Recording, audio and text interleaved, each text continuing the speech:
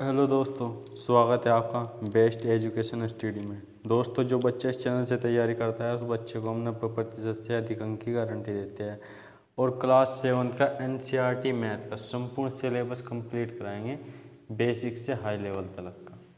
और जिस बच्चे ने 3.3 प्रश्नावली नहीं देखी वो जाकर प्ले लिस्ट में देख सकते हैं। आज हम बात करेंगे क्लास 7 के चैप्टर नंबर 4 की, जिसका नाम है सरल समीकरण।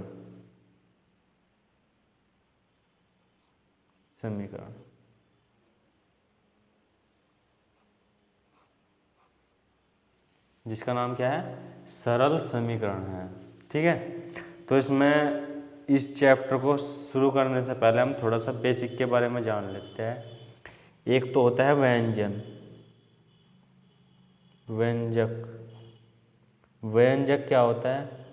व्यंजक होता है जैसे कि x + 2, या ले लो y + 2। ठीक है, व्यंजक क्या होता है? x + 2 या y + 2। मतलब इसके यह है ना व्यंजन, इसके बराबर में कुछ भी नहीं लिखा होता। जैसे बराबर लगा के 0 लगा देना तो ये चीज़ नहीं लिखी जाती। और समीकरण में क्या होता है?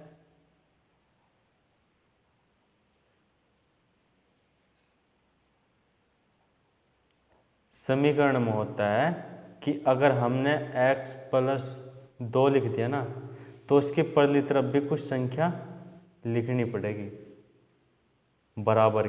बराबर लगा के कोई संख्या दूसरी तरफ भी लिखनी पड़ेगी, तो वह क्या कहलाती है? समीकरण कहलाती है। चाहे x + 2 बराबर लगा के 0 ही क्यों ना लगानी पड़े, लेकिन बराबर से इधर भी कुछ ना कुछ लिखना पड़ेगा, जिससे कि वह समीकरण बनेगी, जब जाकर वह समीकरण बनती है। ठीक है, अगर बराबर से इधर चाहे संख्या लिख दो, चाहे संख्या नहीं है बराबर लगा के 0 ही लिख दो, तो वह समीकरण बन जाती है। अगर बराबर से इधर कुछ संख्या नहीं लिखी रहती है तो वह व्यंजक कहलाता है। क्या कहलाता है? व्यंजक।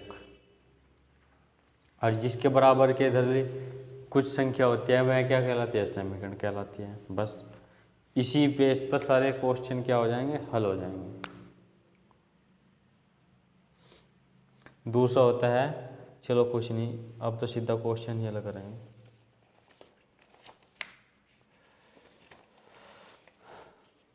इसमें कहा है क्वेश्चन नंबर 1, निम्नलिखित सारणी के अंतिम स्तंभ को पूरा कीजिए। मतलब ये स्तंभ है ना, खाली दे रखा है। देखो पूरा स्तंभ क्या दे रखा है? खाली दे रखा है ये। ठीक है, इसमें देखो कोई समीकरण दे रखी है और इसमें क्या है? चर का मान। और बताइए कि निम्नलिखित समीकरण संतुष्ट होती है या नहीं। अगर होती है तो हाँ लिखना, अगर नहीं होती तो ना लिखना। ठीक है, देखो चर मतलब x y z। चर बता दूं मैं आपको क्या होते हैं। चलो चर भी बता देते हैं। चर A B C D, इसी तरह x y z। ठीक है, ये कितने चर होते हैं? 26 चर होते हैं। मतलब A B C D जितनी भी है वे सभी क्या होती है? चर होती है। ये कितनी होती है? 26 होते हैं। तो मतलब 26 क्या है? चर होते हैं। अचर का मतलब होता है 1 2 3 4 अनंत लो, तो अनंत तक होता है, इसको बोलते हैं अनंत। तो ये कितने होते हैं? अनंत होते हैं। अनंत क्या होते हैं? अचर। अचर होते हैं अनंत, चर होते हैं हमारे 26। चर के मान, इसके तो मान बदलते हैं।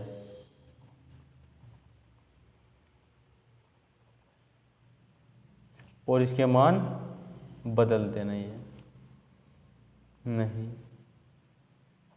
बदलते। ठीक है। इसके मान बदलते रहते हैं, देखो जैसे x बराबर 3 दे रखा है, x बराबर 0 दे रखा है, x बराबर -3 दे रखा है, x बराबर 7 दे रखा है। तो इस तरह से इसके मान बदलते रहते हैं किसके, चर के। लेकिन अचर का मान कभी नहीं बदलता, क्योंकि अचर का मान अगर 5 है ना तो 5 ही रहेगा। देखो अगर चार अचर का मान मैंने 5 दे रखा, 2 दे रखा, तो ये 2 ही रहेगा, चाहे यहाँ हो चाहे किसी भी दुनिया में हो। तो यहाँ क्या रहेगा, 2 ही मान रहेगा अचर का। ठीक है, बस। उसके बाद क्वेश्चन पहला हल करते हैं हम।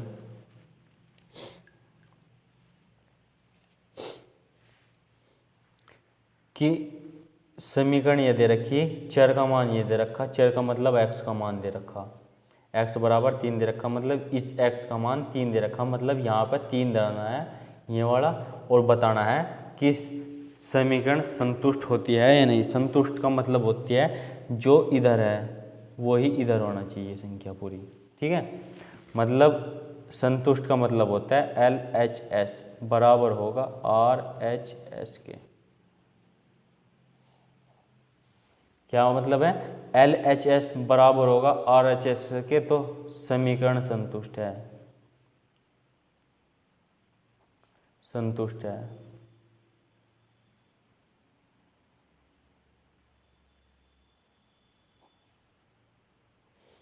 ठीक है, अब पहला क्वेश्चन देखते हैं। इसमें कहा गया x बराबर 3 धरिए, कोई नहीं धर देंगे, इसका जहाँ क्या कर दो 3 धर दो, 3 + 3 बराबर 0, तो 3 और 3 6, नहीं ये जो 0 के बराबर। देखो यह समीकरण थी x + 3 बराबर 0, यही तो समीकरण दे रखी थी। तो हमने x के बराबर कितना धर दिया, 3 धर दिया, तो 3 3 6 हो गए, 6 बराबर 6, जो कि 6 बराबर नहीं है 0 के, तो यह क्या है, संतुष्ट नहीं है, समीकरण संतुष्ट नहीं है।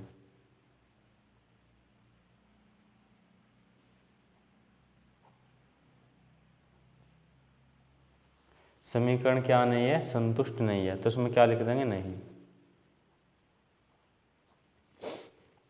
x + 3 बराबर 0, x बराबर कितना हो जाएगा 0,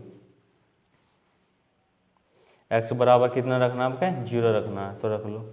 दूसरी समीकरण में इसमें x + 3 बराबर 0, और x बराबर कितना रखना है, 0 + 3 बराबर 0, तो इधर तो 3 आ जाएगा, इधर 0 हो जाएगी, तो बराबर है, नहीं है, बराबर नहीं है, तो बराबर नहीं है, तो ये समीकरण संतुष्ट नहीं होगी। ठीक है, अब बात करते हैं तीसरे की।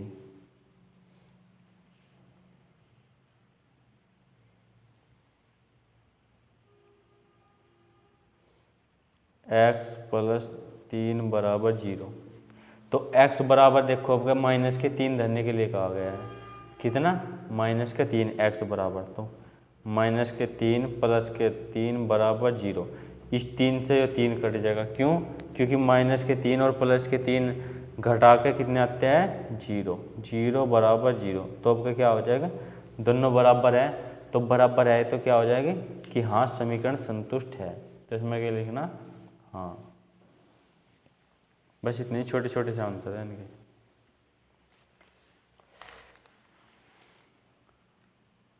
बात करते हैं चौथे क्वेश्चन की। इसमें चौथे में क्या कहा गया है कि 5x बराबर 25, ना ना, हाँ 5x बराबर 25 और x बराबर क्या रखना है, 0 रखना है, तो 5x बराबर कितना होना चाहिए, 25 होना चाहिए। 5x बराबर कितना है, ओहो चौथा है ना, चौथा था, मैं अलग दिया। चौथा x-7 बराबर 1, x बराबर कितना रखना है, 7, तो चौथे में x-7 बराबर 1। ये समीकरण संतुष्ट होगी या नहीं देखना है। x बराबर कितना रखो, 7 रखो, जब 7 माइनस के 7 बराबर 1, इस 7 में से 7 घट जाएंगे तो कितना आ जाएगा 0 बराबर 1, जो कि बराबर नहीं है। तो बराबर नहीं है तो समीकरण संतुष्ट नहीं होने की।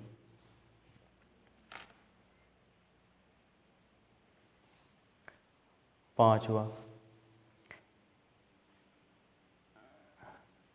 भी ऐसे ही है, x माइनस 7 बराबर कितना आना चाहिए 1, और x बराबर कितना कह रखा 8 रखने के लिए, तो 8 माइनस 7 बराबर 1, तो कितना आ जाएगा 1। 8 में से 7 गए, कितना बचता है 1, 1 और 1 बराबर आ गया हमारा पूरा, तो समीकरण संतुष्ट हो जाएगी। हाँ ठीक है। अब बात करते हैं छठे क्वेश्चन की।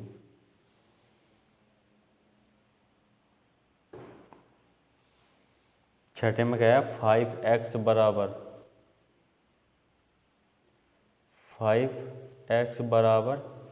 25, ठीक है। 5x बराबर 25, x बराबर रखना है 0, तो 5 गुणा 0 बराबर 25। 0 की 5 में गुणा करेंगे कितना आ जाएगा 0 आ जाएगा, और 25 इधर जुगो दो। 0 और 25 बराबर होते हैं नहीं होते, तो समीकरण संतुष्ट नहीं होगी। उसके बाद बात करते हैं हम सातवें क्वेश्चन की, कि 5x बराबर 25 और x का मान कितना रखना है क्या 5, जो कि 25, पंजे पंजे 25, और इधर भी कितना आ जाएगा 25, तो बराबर है। हाँ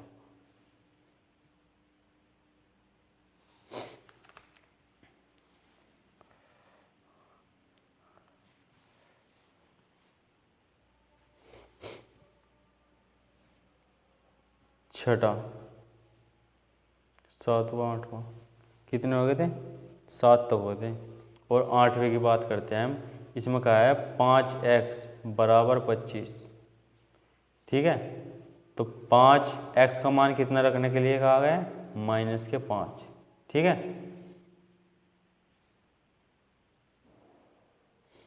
x का मान कितना रखना -5, 25, पंजे पंजे 25, -25 बराबर 25, तो -25 और +25 बराबर नहीं है, तो इसलिए क्या हो जाएगा समीकरण संतुष्ट नहीं होगी। अब बात करते हैं हम 9 क्वेश्चन की।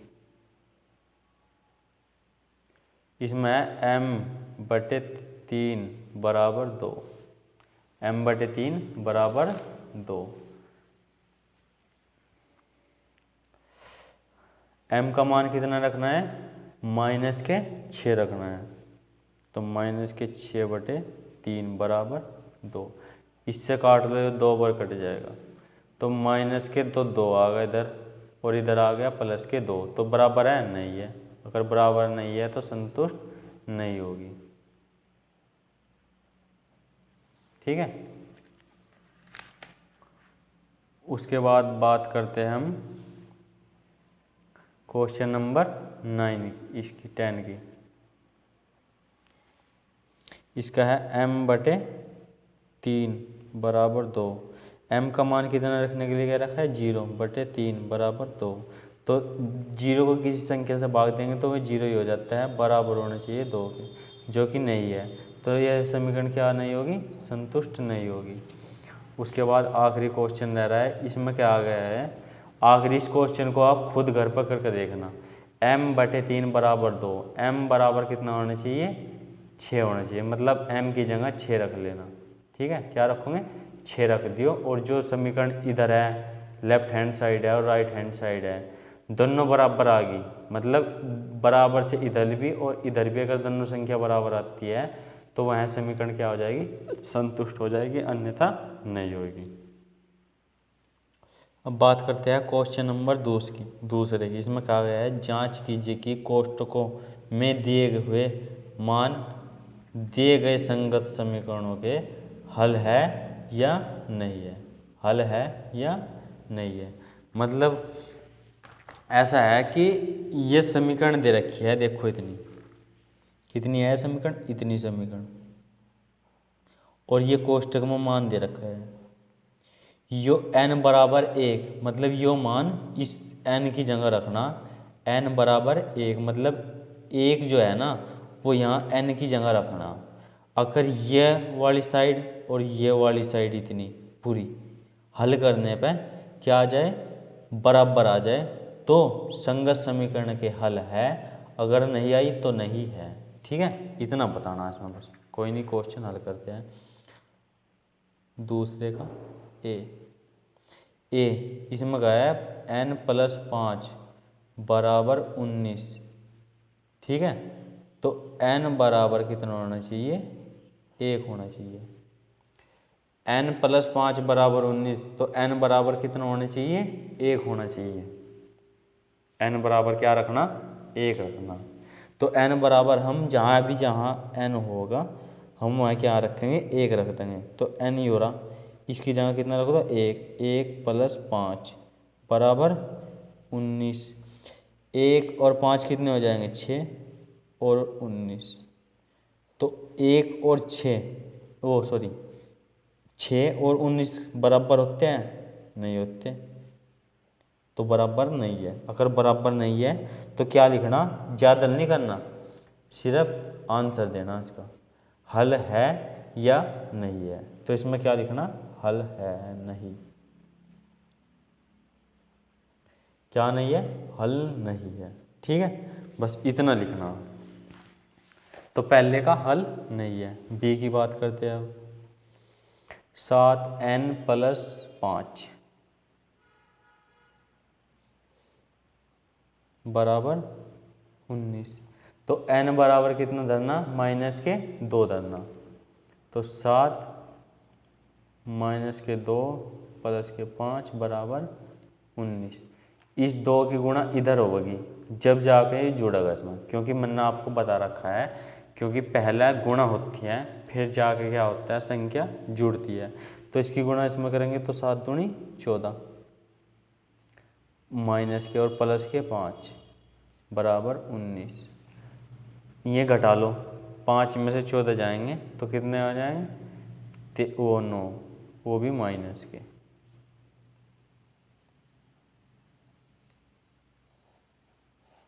बराबर नहीं है, क्योंकि माइनस के 9 और 19 बराबर नहीं होते। अगर नहीं होते तो ये भी समीकरण के क्या नहीं है, हल नहीं है।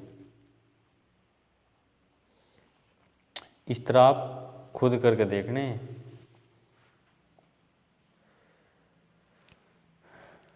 सी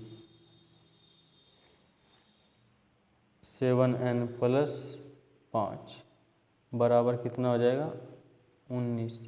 तो n बराबर कितना रखना, 2 रखना। तो 7 गुणा 2 प्लस के 5 बराबर 19। तो 7 दूनी 14 प्लस 5 बराबर 19। तो 19 बराबर 19, तो कितने हैं, बराबर है। अब क्या देखो, दोनों साइड क्या है, बराबर है। LHS और RHS में क्या होगी, दोनों बराबर हो गए। अगर बराबर होती है तो क्या हो जाएगा, समीकरण का हल है। इसमें लिखना हाँ है। ठीक है,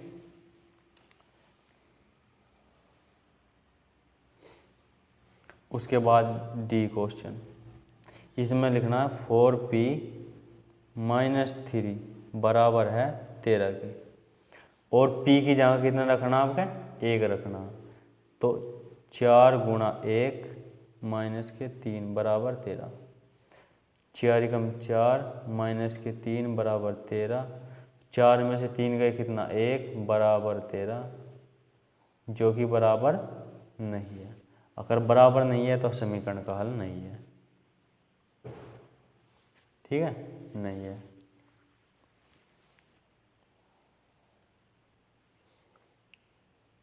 ई इसमें करना 4p-3 बराबर 13।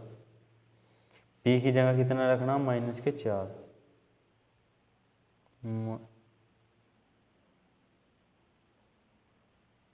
4p, p की यहाँ माइनस के 4,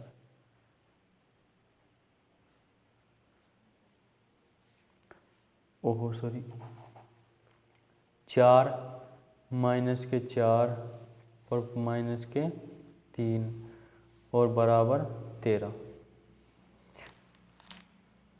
ये 4 चौका 16 हो जाएगा, लेकिन माइनस का, और माइनस के 3 13। ये घटाएंगे कितने हो जाएंगे माइनस के, क्योंकि देखो 2 माइनस की संख्या है, अगर 2 माइनस की संख्या होती है में निशान तो माइनस का ही रहेगा, लेकिन जुड़ जाती है, और 13, जो कि दोनों बराबर नहीं है। अगर बराबर नहीं है तो क्या समीकरण का हल नहीं है। ठीक है, अब बात करते हैं आखिरी क्वेश्चन की। इसमें कहा गया है एफ में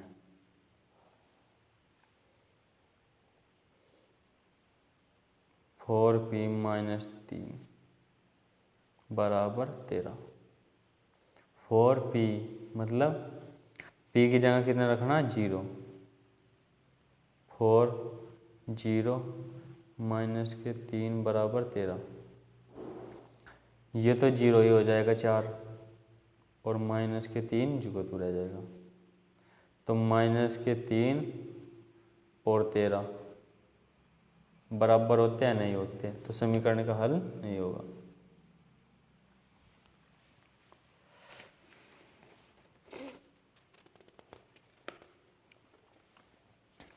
अब बात करते हैं हम क्वेश्चन नंबर 3 की। इसमें कहा है पर्यतन और भूल विधि से निम्नलिखित समीकरणों को हल कीजिए।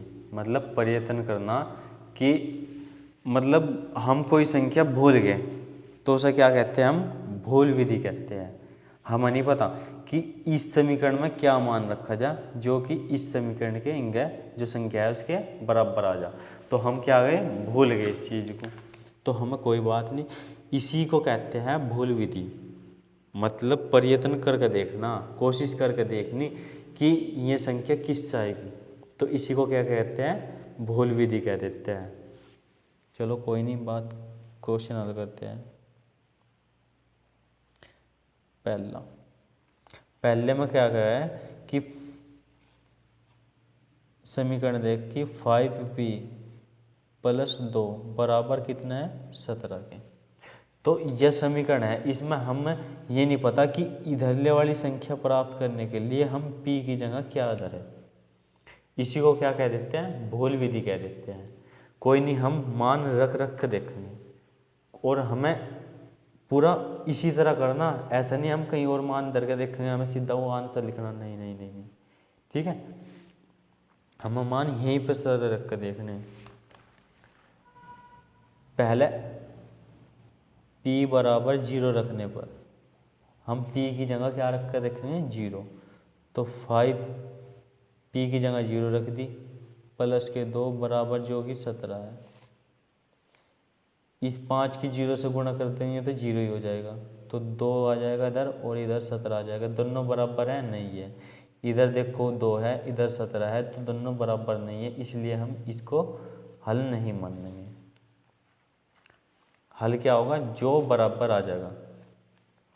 उसके बाद p बराबर 1 रख कर देखते हैं हम, तो हो जाएगा 5 गुणा 1 प्लस के 2 बराबर 17।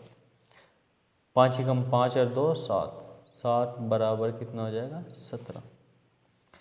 आया नहीं, तो p बराबर अब 2 धर कर देखेंगे, तो कितना हो जाएगा, 5 गुणा 2 प्लस 7 बराबर 17। 5 दूनी 10 और 7 17। देखो 10 प्लस 7 बराबर 17, और 10 और 7 17, 10 और 7 17, और इधर भी 17, तो 17 17 दोनों तरफ बराबर आ गए, तो यही क्या हमारा हल है। ठीक है, तो इसमें लिखना कि p बराबर 2, ये क्या है, p बराबर 2 क्या है, हमारा हल है। ये कहा ना, हल ज्ञात कीजिए, हल कीजिए किससे होगा, p बराबर 2, तो इसमें क्या लिखना, p बराबर 2 हमारा क्या है, हल है। अब बात करते हैं हम क्वेश्चन सेकंड की। इसमें कहा है 3m माइनस 14 बराबर 4। तो इसमें क्या मान रखूँ मैं जिससे दोनों साइड क्या हो जाए, बराबर हो जाए। तो पहले तो m बराबर हमें क्या रखना है, सबसे छोटी संख्या रखनी है। सबसे छोटी संख्या होती है 0, तो रख दो 0। 3 0 माइनस 14 बराबर 4।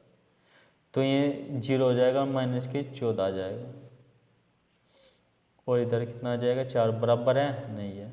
तो अब हम क्या रखेंगे, m बराबर 1 रखेंगे। तो हो जाएगा 3 1 माइनस के 14 बराबर 4।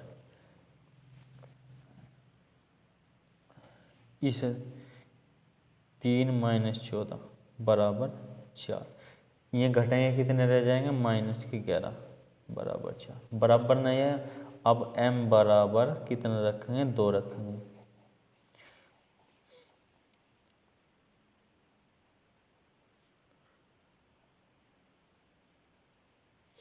तीन दूनी 6 माइनस 14 बराबर 4। ये घटा कितने आते हैं, 8 6 14 8 आ जाएंगे, माइनस के आएंगे वो भी, क्योंकि माइनस की संख्या बड़ी है। बराबर 4 बराबर है, नहीं है। तो अब m बराबर कितने रखेंगे, 3 रखेंगे। जब m बराबर 3 रखेंगे तो ये हो जाएगा 3 गुणा 3 माइनस के 14 बराबर 4। तो 3 3 9, 9 घटेंगे 14 में से कितने बचते हैं, 4, ओ सॉरी 5, माइनस के 5। 4 बराबर है, नहीं है। अब हम क्या रखेंगे, दूसरी संख्या रखेंगे। अब m बराबर क्या रखेंगे हम, 4, m बराबर 4 रखेंगे, ठीक है। जब m बराबर 4 रखेंगे तो 3 इस समीकरण में 3 गुणा 4 माइनस 14 बराबर 4। 3 चौका 12 माइनस 14 बराबर है 4 के, नहीं है। तो 4 जो घटेंगे माइनस के 2 आ जाएंगे, बराबर है, नहीं है। अब रखते हैं हम 5, m बराबर 5 रखने पर जब m का मान 5 रखेंगे तो हो जाएगा 3 गुणा 5। जिस समीकरण में आपको पता है, इसमें पूरी समीकरण में तो कितना हो जाएगा, माइनस के 14 बराबर 4। 3 पंजे 15 माइनस के 14 4 कितना आ जाएगा, प्लस का 1 आ जाएगा, 4 बराबर है, नहीं है, ठीक है। तो हम अब क्या रखेंगे, 6, m बराबर 6 रखने पर जब m बराबर हम 6 रखेंगे इस समीकरण में 3m माइनस 14 बराबर 4। तो 3m की जगह 6 माइनस 14 बराबर 4। 6 18 माइनस के 14 बराबर 4। 18 में से 14 का कितना बचता है, 4 बचता है, और इधर भी 4 ही है। तो दोनों समीकरण क्या होगी, दोनों तरफ के अंक क्या हो गया, बराबर आ गए। इधर भी 4 है और इधर भी 4 है, तो क्या हो जाएगा, ये समीकरण क्या होगी, इसका हल है। तो इसमें लिखेंगे कौन से, तो कहाँ गई ये रहे। तो इसका क्या है, m बराबर 6 इस समीकरण का क्या है, हल है कि m बराबर 6 अगर हम रखते हैं तो यह समीकरण क्या हो जाएगी, संतुष्ट हो जाएगी, ठीक है। अब बात करते हैं हम क्वेश्चन नंबर 34 की। निम्नलिखित कथनों के लिए समीकरण दीजिए। मतलब ये देखो, ये क्या है, कथन है, कोई कथन दे रखा है हमें कि कथन क्या होता है, कथन वह चीज़ होती है जो हम उसे मतलब गणित के रूप में नहीं लिखते। मतलब जिस तरह मैं देवबंद जा रहा हूँ, तो इसे क्या है, ये एक कथन है, दिया है, ठीक है। अब कोई समीकरण है, संख्या x को 4 का योग, संख्या x और 4 का योग कितना है, 9 है। तो इसी चीज़ को हम अगर हिंदी में लिख देते हैं ना, तो वह तो होता है कथन। अगर इसी चीज़ को हम सिर्फ गणित भाषा में लिखें, वह कहलाती है समीकरण। मैंने आपको बता रखा है, आप समझ गए होंगे समीकरण क्या होती है। और बराबर में फिर 0 या कोई अंक भी होना चाहिए। तो उसी चीज़ को क्या कह रखा है, उसी चीज़ को क्या में लिखना है, इसमें लिखनी है, समीकरण में लिखनी है। कथन में दे रखा है और समीकरण में हमें लिखना है। कोई नहीं, लिख देंगे। क्वेश्चन नंबर 4 का पहला देखो, पहला में क्या लिखना है कि संख्याओं x और 4 का योग 9 है। ध्यान से पढ़ना और ध्यान लगा कर, दिमाग लगा कर लिखना, ठीक है। सबसे पहले क्या लिखो, संख्या x लिख लो, लिख दिया, और 4 लिख लो, लिख लिया। का योग देखो, का योग कितना है, 9 है। मतलब x को और 4 को जोड़ देते हैं तो उसका योग कितना आना चाहिए, कितना आना चाहिए, 9। 9 जो कुल चीज़ होती है वो बराबर से इधर लिख के जाएगी। देखो इसमें कहा था x और 4 का योग 9 है, मतलब x को जोड़ दो और 4 को जोड़ दो, कितना प्राप्त होना चाहिए, 9। जो प्राप्त होता है या कुल योग होता है वो बराबर से इधर लिखा जाता है। बस पहली समीकरण कंप्लीट होगी, हमें यही लिखना था। उसके बाद सेकंड को समीकरण की बात करते हैं। y में से 2 घटाने पर 8 प्राप्त होता है। देखो प्राप्त, क्या शब्द आ गया, प्राप्त आ गया। प्राप्त आ जाओ या योग आ जाओ, ठीक है, या योग फल आ जाओ।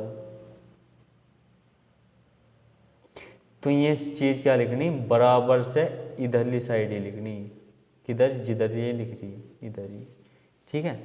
तो y में से 2 घटाने पर 8 प्राप्त होता है, तो बस y लिखा, y में से 2 घटा दो, y में से 2 घटा दिए, कितना प्राप्त हो रहा, 8 प्राप्त हो रहा। तो इसलिए हमने, ये पूरी चीज़ है तो इसे इसलिए हमने बराबर से इधर लिखा। अब बात करते हैं तीसरे की। तीसरे में है कि a का 10 गुना 70 है। मतलब a लिखा, उसे 10 तक गुणा कर दी, और कितना है, 70। 70 है, मतलब ये देखो दिमाग लगाना थोड़ा सा, कितना है, 70। ये भी क्या है, कुल है, कुल है, प्राप्त हो रही जो संख्या। तो इसीलिए मैंने बराबर से इधर लिखना है, इसमें दिमाग का ही खेल है बस। चौथा,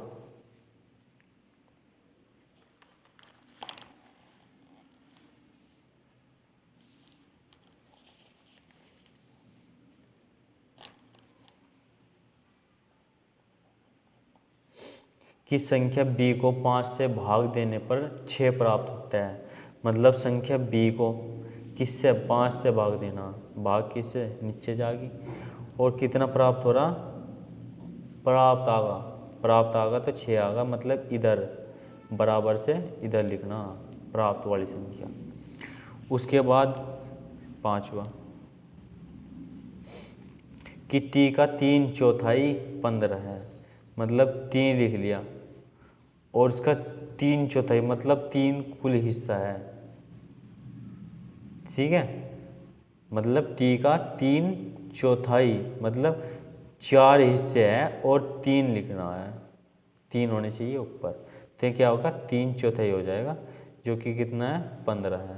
तो अगर इसे हल करके लिखना होता है तो ऐसा हो जाएगा कि 3t/4 बराबर 15। मैं आपको लेकिन सिंपल भाषा में लिखवा रहा। उसके बाद 5 हो गया।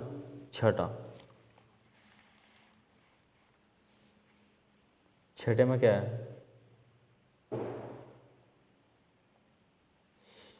छठे में m का 7 गुना, मतलब m है कोई संख्या, उसका 7 गुना और 7 का योगफल उसको 77 देता है। मतलब पहले तो m लिखो, का 7 गुना, ये लो, गुणा में 7 कर दिया, और m का 7 गुना और 7 का योगफल आपको 77 देता है। 77 तो हमें पता लगा कि कुल है जो कि बराबर से इधर आओगा, और 7 क्या है, योग है। ये लो, ये बन गई समीकरण। अब बात करते हैं हम 7वीं समीकरण की। एक संख्या x की चौथाई ऋण 4 आपको 4 देता है। मतलब एक संख्या x की चौथाई ऋण 4। देखो दिमाग लगाओ पहले थोड़ा सा, मैं जल्दी जल्दी भी कर सकता इसलिए आराम से कर रहा जिससे कि आप पूरी तरह से समझो। ठीक है, एक संख्या x है कि चौथाई, समझे आप कुछ? मतलब एक संख्या x की चौथाई, मतलब x तो ऊपर आ गया, नीचे कितना आ गया, 4। क्यों आया? 4 की चौथाई, चौथाई इससे मतलब 1। ठीक है, तो 1 लिखो या ना लिखो कोई फर्क नहीं पड़ता, ये चौथाई हो गया। 1 4 में से 1 मतलब चौथाई। x का की चौथाई ऋण, ऋण मतलब माइनस 4, ये लिख दिया 4, आपको 4 देता है। 4 देता है मतलब प्राप्त होता है, प्राप्त वाला संख्या इधर लिखी जाएगी। उसके बाद ये करो, ठीक है। यदि आप y के 6 गुने में से 6 घटाए तो आपको 60 प्राप्त होता है। मतलब प्राप्त वाली संख्या आपको पता लगा कि बराबर से इधर ही रखी जाएगी दूसरी साइड।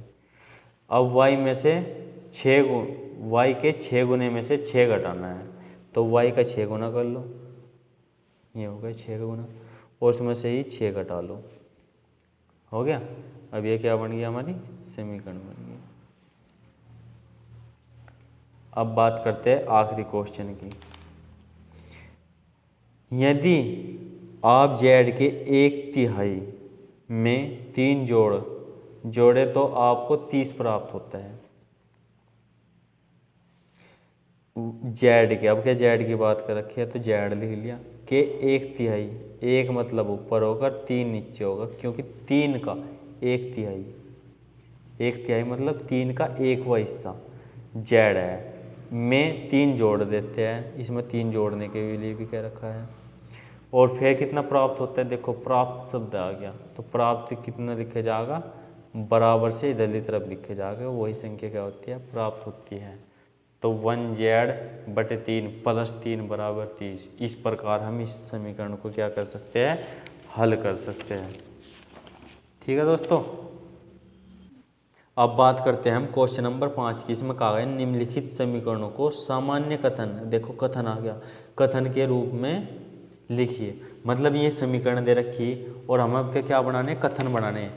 मतलब जैसे इसमें कथन दे रखे थे, हमने क्या बनाई, समीकरण बनाई। इसी में देता है, इसमें देखो कथन दे रखे, इनका क्या करना है, समीकरणों के सामान्य कथनों के रूप में व्यक्त कीजिए। मतलब ये समीकरण दे रखे हमें, क्या करना, कथन लिखने हैं इनके, मतलब पूरी भाषा में बोल कर लिखने हैं इनको। ठीक है, ये कह रखा आपने, तो कोई नहीं लिख देंगे ना, क्या दिक्कत है। देखो सबसे पहले क्वेश्चन हल करते हैं। कथन में लिखना, देखो ध्यान रखिए। तो कथन में लिखना है, समीकरण में लिखना बहुत आसान काम होता है। सिर्फ क्या होता है मुश्किल, आपको दिमाग लगाना। थोड़ा सा अगर आप दिमाग लगाते हो तो चुटकियों में आप इस क्वेश्चन को हल कर सकते हो। देखो p + 4 = 15। मतलब अगर p में, उसे देखो p और 4 का योग 15 प्राप्त हो, p और 4 के योग से 15 प्राप्त होता है। आप किसी भी भाषा में लिख दो, देखो p और 4 के योगफल से 15 प्राप्त होता है।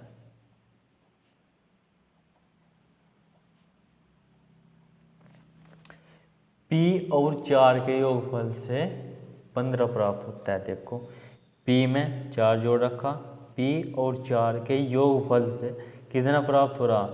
15। यही तो लिखना बस, और क्या है इसमें? इतने बड़ी लंबी चौड़ी कहानी नहीं होती इसमें। देखो M में से 7 घटाने पर 3 प्राप्त होता है। M में से अगर आप दिमाग लगाओगे ना तो ऑटोमेटिक कथन आ जाएंगे आपके दिमाग में। M में से 7 घटाने पर 3 प्राप्त होता है।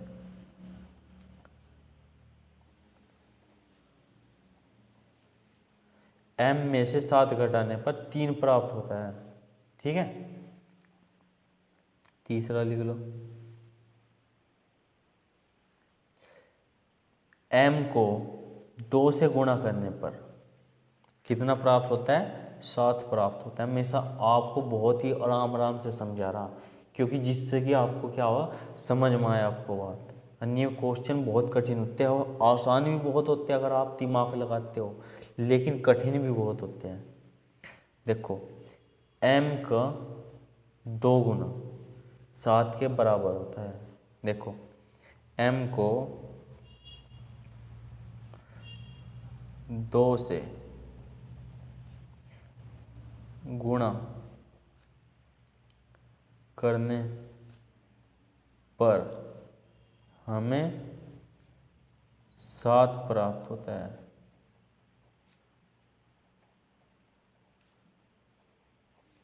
ठीक है, अब थोड़ा सा हेर फेर करके लिखना, जिससे कि किसी को ये ना पता लगे कि ये क्या कर रहा, आपने रट रखे। दिमाग सा लगाना, थोड़ा सा दिमाग लगा लेते चुटकी में हो जाएंगे। ये देखो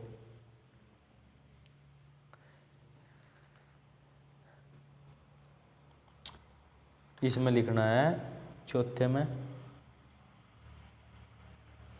कि M के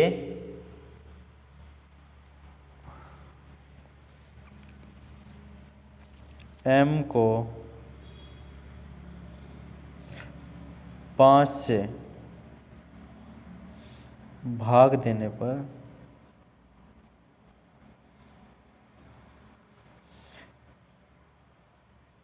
3 प्राप्त होता है।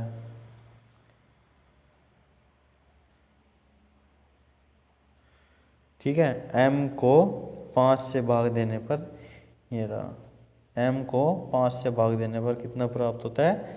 3 प्राप्त होता है। पांचवा,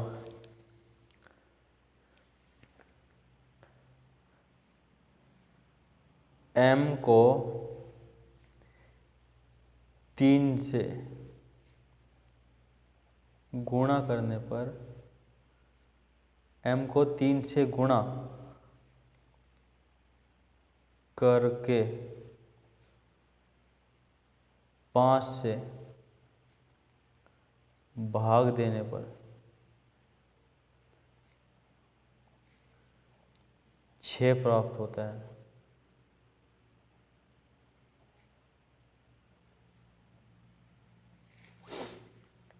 M को 3 से गुणा करके 5 से भाग देने पर 6 प्राप्त होता है। इस क्वेश्चन को आप खुद करके देखना। ठीक है, इससे अगले क्वेश्चन थोड़े ठीक से हैं, लेकिन ये क्वेश्चन और ये क्वेश्चन आसान है। आप इन दोनों क्वेश्चन को खुद घर से करके देखना, जिससे कि आपकी प्रैक्टिस होगी, आपके माइंड चलेगा। ठीक है, ये मैं करता हूँ। ठीक है,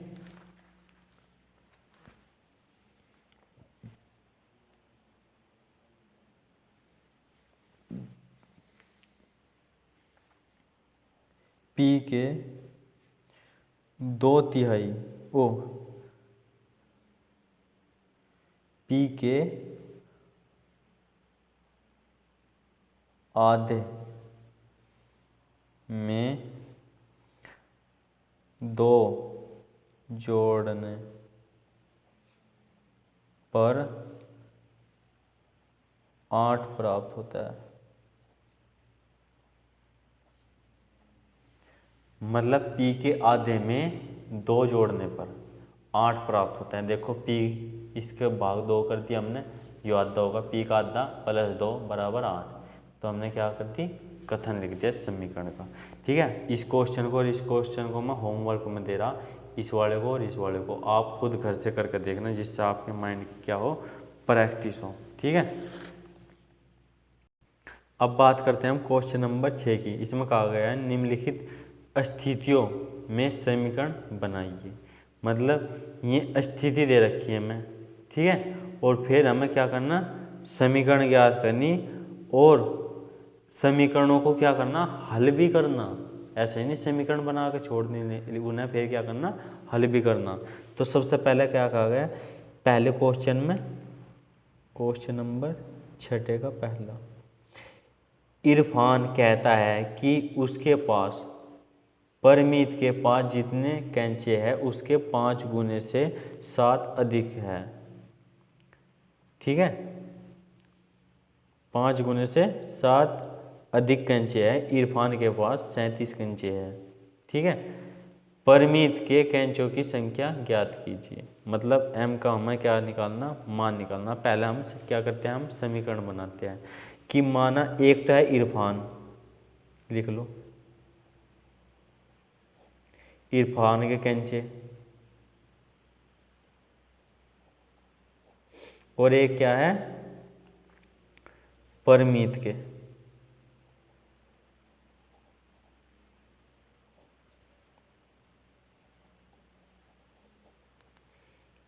ये 2 आदमी हैं, इनके पास कुछ कंचे हैं।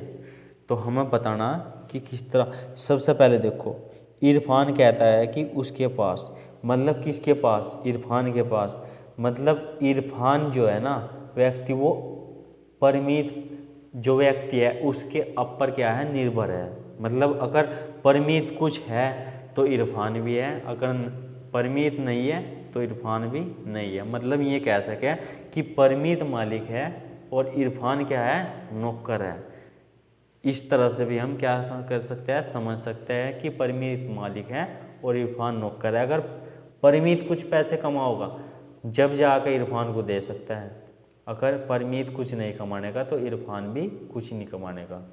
बस परमीत के पास जितने कैंचे हैं, मान लिया हमने परमीत के पास x कंचे हैं, क्योंकि इरफान किस पर निर्भर है, परमीत पे। हमने परमीत की, हमें पता नहीं कितने पास, उसके पास कितने कंचे हैं, तो इरफान किस पर निर्भर है, परमीत पे। तो उसके 5 गुने से 7 अधिक है। मतलब अगर परमीत के पास x कंचे हैं ना, तो इरफान के पास कितने हैं कि 5x, उसके 5 गुने, किसके, x के 5 गुने और उसके 7 अधिक। मतलब इसमें 7 भी जोड़ने हैं। अगर परमीत के पास x कंचे है तो इरफान के पास उसके 5 गुने के 7 अधिक है। 5 गुने से क्या है, 7 अधिक। सारा इरफान परमीत पे क्या है, निर्भर है। तो बस परमीत पे तो x कंचे और इरफान पे 5x + 7 कंचे है। अब क्या कहा गया, इरफान के पास 37 कंचे हैं। लेकिन हमारे हिसाब से देखो इरफान के पास कितने कंचे हैं, 5x + 7। लेकिन क्वेश्चन में दे रखा 37। तो कि अब हमारे हिसाब से 5x + 7 है, लेकिन उसके पास कितने हैं क्वेश्चन के, 37, जो कि बराबर है। क्योंकि हमारे पास कंचे जितने हैं उतने ही तो इरफान के पास कंचे हैं। तो ये संख्या 37 और ये 5x + 7 दोनों क्या है, बराबर है। अगर बराबर है तो हमने बराबर करके लिख दिया, बस कोई नहीं। अब x का मान निकाल लो। लेकिन अब इसमें x में हमें कोई मान नहीं धरना, जैसे 0 धरी थी, 1 धरा था, 2 धरा था, कुछ नहीं धरना। x को हमें एक तरफ ही रखना। ठीक है, जब हम x को एक तरफ रखेंगे तो जब जाकर हम इसे हल करेंगे। देखो इसको हल करने से पहले मैं थोड़ा सा नियम बता देता हूँ आपको। अगर कोई संख्या प्लस की है और वो बराबर से इधरली तरफ ले जाएंगे हम इसको खुदा कर, तो वह क्या हो जाएगी, माइनस की हो जाएगी। अगर इधर माइनस की है और हम इधर ले जाएंगे तो वह क्या हो जाएगी, प्लस की हो जाएगी। देखो अगर हम माइनस की संख्या को बराबर से इधर कुदाते हैं तो यहाँ प्लस की होगी, अगर प्लस की है तो माइनस की हो जाएगी और माइनस की है तो प्लस की हो जाएगी। लेकिन अगर गुणा की संख्या है और इधर कुदाते हैं तो वह क्या की हो जाएगी, भाग की हो जाएगी। अगर भाग की संख्या है और हम बराबर से इधर कुदाते हैं तो वह क्या की हो जाएगी, गुणा की हो जाएगी। ठीक है, तो मतलब इन चार संख्याओं का आपस में क्या चलता है, रिलेटेड चलता है। अगर इधर प्लस किया तो इधर जाकर माइनस की हो जाएगी, इधर माइनस किया तो इधर जाकर प्लस की हो जाएगी। इसी प्रकार अगर माइनस की इधर है इधर पहुँचाएंगे तो प्लस की हो जाएगी। ठीक है, अगर गुणा है तो इधर जाकर भाग की हो जाएगी, अगर भाग है तो इधर जाकर गुणा की हो जाएगी, अगर भाग है इधर गुणा हो जाएगी और गुणा इधर जाकर भाग हो जाएगी। बस इतना आपके अगर समझ में आ गया तो ये क्वेश्चन खत्म है। सबसे पहले हमें ये पता लगाना कि जो चर होता है ना उसी का मान निकालना है, उस चर को एक तरफ रखना और जितनी संख्या होती है उसे दूसरी तरफ भेजनी है। हमें ये चर है इसको हमको यहीं का यहीं रखना, लेकिन इसके पास जो ये है 7 और ये 5 है, इन्हें क्या करना, मैं इसे इधर भेजना।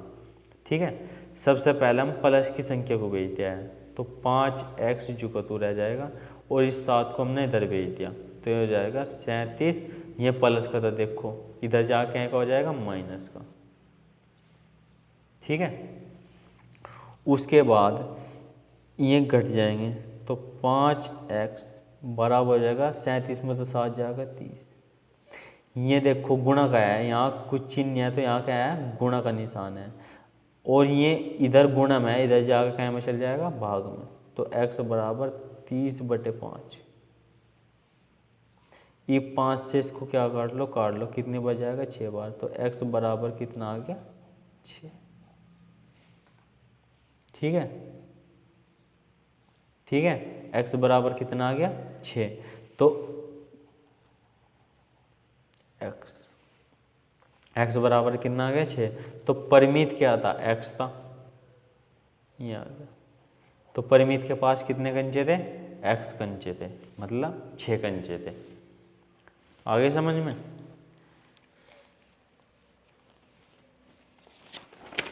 अब बात करते हैं हम क्वेश्चन नंबर दूसरे की।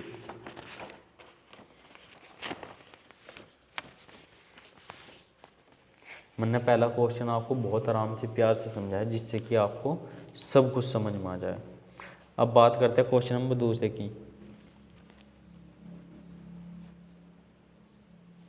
लक्ष्मी के पिता की आयु 49 वर्ष है, उनकी आयु लड़की की आयु के 3 गुने से 4 वर्ष अधिक है। अब ये बताओ, आप थोड़ा सा यहाँ से विचल सकते हो उनकी में कि उनकी आयु। अब उनकी का मतलब होता है जो उससे एकदम पहला व्यक्ति आ रहा, लक्ष्मी आ रही और उसके पिता ही रहे। उनकी का मतलब होता है जो व्यक्ति एकदम पहले आ रहा, पहले कौन आ रहा, पिता आ रहा इससे पहले और फिर लक्ष्मी आ रही। लेकिन मैं उनकी का मतलब ये समझ सकता हूँ, अगर कोई आपका पिता है वो जाहिर सी बात है आपसे बड़ा है। ठीक है, तो आपको दिमाग लगाने की जरूरत नहीं क्योंकि पिता ही बड़ा होता है। और पिता की आयु कितनी तरह की, 49 वर्ष की। तो सबसे पहला माना पिता की आयु मान लो,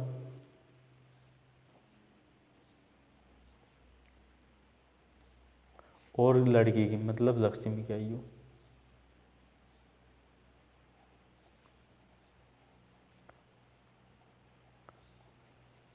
पिता की आयु और लक्ष्मी की आयु। पिता की आयु कितनी, 49 वर्ष है, लेकिन वो तो क्वेश्चन के हिसाब से अपने हिसाब से देखेंगे। उनकी आयु लड़की की आयु के 3 गुने से 4 वर्ष अधिक है, मतलब पिता की आयु लड़की की आयु पर ही निर्भर करती है। लड़की की आयु अगर x वर्ष है ना तो उसकी आयु के 3 गुने से 4 वर्ष अधिक है, मतलब 3x + 4। यह है पिता की आयु। और ये 3x + 4 बराबर कितना है, 49 वर्ष। क्योंकि इस आयु के ये आयु जो हमारे से ज्ञात हुई उसे क्या करना है, बराबर करना है, क्योंकि ये आयु बराबर होती है। ठीक है, कोई नहीं, अब हल कर लो। इस 4 को इधर ले जाओ, ये 4 प्लस का इधर जाकर माइनस का हो जाएगा, 49 माइनस 4, 49 में से 4 गए 45। ठीक है, अब देखो इसमें से जो पहला क्या होगा, ये इधर देखो गुणा में, इधर जाकर क्या में जाएगा, भाग में। x बराबर 45/3, 15 या 45, तो x बराबर कितना आ जाएगा, 15। x बराबर 15 आ गया। अब देखते हैं किसकी, लक्ष्मी की आयु ज्ञात कीजिए, आयु को y वर्ष लीजिए। इसमें क्या रखा, आयु y लेनी, x ले लो y ले लो कोई फर्क नहीं पड़ता, यहाँ क्या कर दो, y कर दो, y ले लो। ये कितना आ गया, मान लो से y बराबर आ गया 15। मान तो वही आता है, लेकिन इसमें क्या रखा था, y लेनी, तो y ले लिया हमने, चलो कोई बात नहीं। y बराबर कितना आएगा, 15 आ गया। तो कितनी, किसकी आयु पूछा की थी, लक्ष्मी की आयु,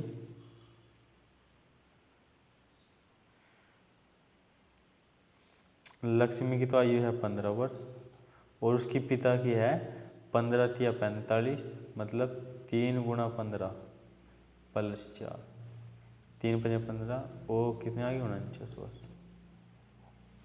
ठीक है, अब बात करते हैं क्वेश्चन नंबर 3 की।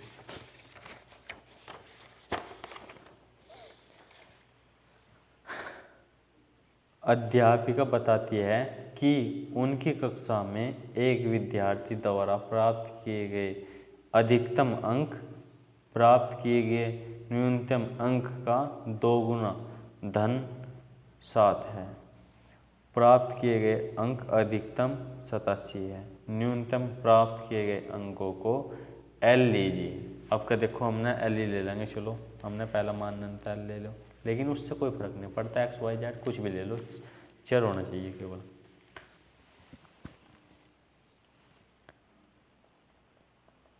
इसमें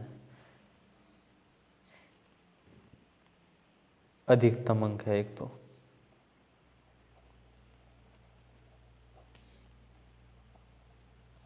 एक क्या है, न्यूनतम अंक है।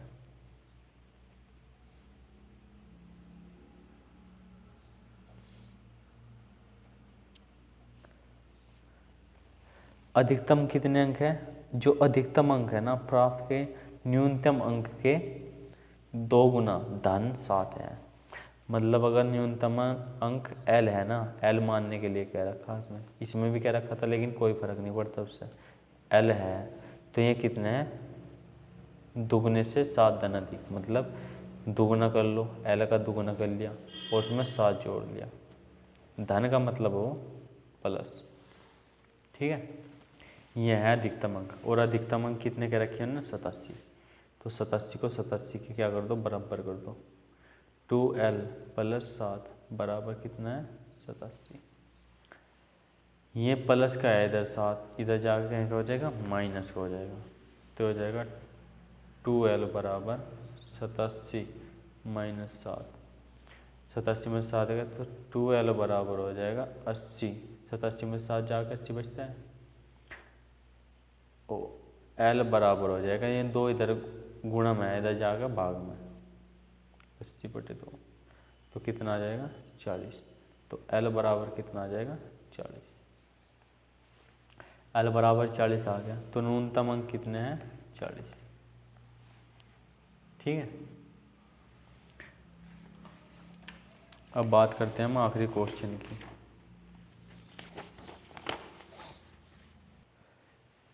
इस कोण में कहा गया है चौथे क्वेश्चन में, एक समद्विबाहु, समद्विबाहु का मतलब होता है कि ऐसा त्रिभुज हो गया, उसमें ये भुजा कुछ होती है ये वाली, जैसे मान लिया 5 है, मैं समझा रहा आपको, बता नहीं रहा, यह 5 है तो ये 2 जो भुजा होगी समद्विबाहु, यह 6 है तो यह भी 6 होगी, अगर यह भुजा 7 है तो यह भी 7 होगी। मतलब इसमें 2 भुजाएं तो बराबर होती है और एक भुजा अलग होती है। तो इसी को क्या कहते हैं, समद्विबाहु त्रिभुज कहते हैं। तो इसमें कहा गया है कि शीर्ष कोण प्रत्येक आधार कोण का दोगुना है। मान लीजिए प्रत्येक आधार कोण बी है, इसमें नहीं कह रखा बी मान लो। तो याद रखिए कि त्रिभुज के तीनों कोणों का योग 180 डिग्री होता है। तो ये तो हमें सभी पता होता है 180 डिग्री होता है, कोई बात नहीं। इसमें एक तो मान लो समान भुजा,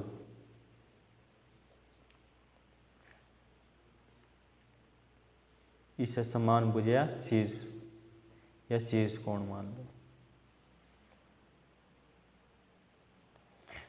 और दूसरी मान लो आधार, जो कि एक समान अलग होता है।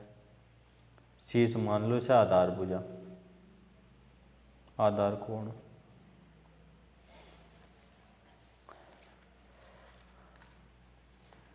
ठीक है। और इसके जो कोण होते हैं ना, देखो ये वाले कोण ही तो पूछा का मैं, ये कोण, ये दो कोण तो कोई एक होंगे, मतलब ये कोण है तो ये भी होगा और ये भी होगा। मतलब इसके दो कोण बराबर होते हैं और दो ही भुजा बराबर होती है। दो अगर कोण बराबर है तो दो कोण बराबर होंगे और दो भुजा बराबर होगी। तो यही क्या कहता है, समद्विबाहु त्रिभुज कहलाता है। उसके बाद शीर्ष कोण जो मतलब अलग कोण है, और जो आधार कोण है, आधार कोण मतलब जो एक जैसे कोण है का दो गुना है।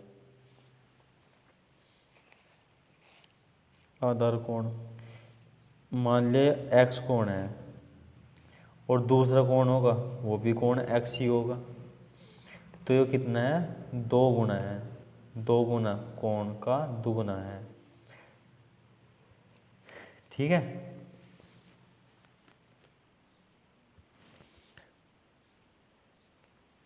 बस ये मान लो। और 2x बराबर कितना आता है, देखो 2x प्लस एक्स क्यों बना, ये कोण मान लिया x है और ये भी कोण कितना है x है। तो ये कितना हो जाएगा, 2x हो जाएगा, क्योंकि इसमें कह रखा है कि आधार कोण का वो क्या है, दुगना है।